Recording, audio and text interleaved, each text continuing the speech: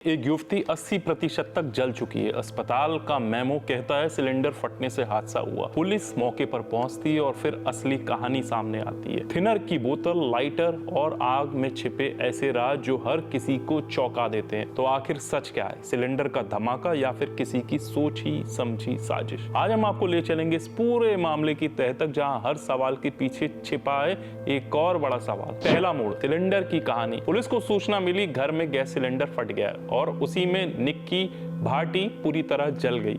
अस्पताल का मेमो भी यही कहता है, लेकिन पुलिस की जांच में जो सामने आया उसने इस कहानी की नींव ही हिला दी। घर से मिला थिनर की खाली बोतल और लाइटर।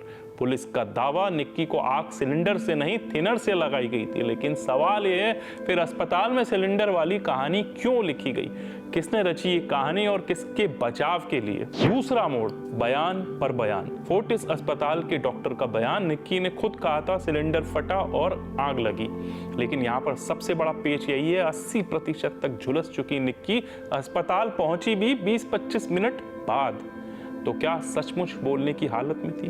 अगर नहीं तो ये बयान कहां से आया? और अस्पताल प्रबंधन ने पहले कहा ससुराल वालों ने हमें बताया, बाद में कहा निक्की ने खुद बताया। आखिर क्यों बदलती रही बातें? तीसरा मोड़, पुलिस की जल्दी, फॉरेंसिक की देरी। पुलिस ने तेजी दिखाई, आरोपियों को पकड़ा, मुख्य आरोपी को एनकाउंटर में गोली मारकर गिरफ्तार भी किया। लेकिन फॉरेंसिक जांच अब तक शुरू भी नहीं हुई। थिनर की बोतल और लाइटर से फिंगरप्रिंट नहीं उठाए गए। क्यों? पुलिस का कहना है निक्की ही नहीं रही तो फिंगरप्रिंट किससे मिलाएंगे? लेकिन विशेषज्ञ कहते हैं फिंगरप्रिंट निक्की के आधार कार्ड के बायोमेट्रिक से मिल सकते थे, आरोपियों के फिंगरप्रिंट भी मिलाए जा सकते थे। तो फिर ये कदम क्यों नहीं उठाया गया? चौथा मोड़, आरुषि केस की याद। नोएडा का ही आरुषि हत्याकांड याद है?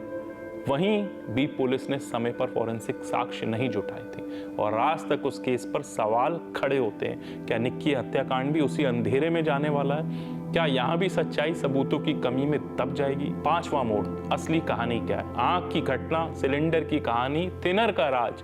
हर टुकड़ा एक दूसरे से मेल नहीं खा रहा है। पुलिस की जांच कहती है निक्की को थिनर से जलाया गया, लेकिन अस्पताल तक पहुंचते पहुंचते कहानी बदल जाती है। सिलेंडर फटा था तो सवाल है किसने गढ़ी ये नई कहानी और क्यों? क्या ये किसी को बचाने की कोशिश है या फिर असली आरोपी से ध्यान भटकाने का खेल? निक्की की मौत के सच तक पहुंचने के लिए सिर्फ गिरफ्तारी नहीं बल्कि हर सबूत की सही जांच जरूरी है। फॉरेंसिक साक्ष्य जुटाना जरूरी है, क्योंकि जब तक सच्चाई की आखिरी कड़ी नहीं मिलती तब तक ये केस बस सवालों का मकड़जाल ही रहेगा।